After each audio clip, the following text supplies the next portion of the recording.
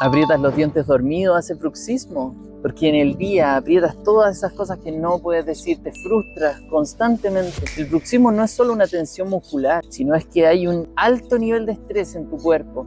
Apretar los dientes, retener palabras, emociones, decisiones, es una lucha interna constante, es tu cuerpo sosteniendo todo lo que no debería sostener solo. Lo viví, sé cómo liberarlo a través de la respiración, del cambio de hábito, de la tranquilidad emocional, de prácticas profundas, a través de hacer un cambio radical. Lo que está sucediendo en ti no es normal. Si quieres sanar, comenta cambio radical y agendemos una llamada para que salgas de eso ya.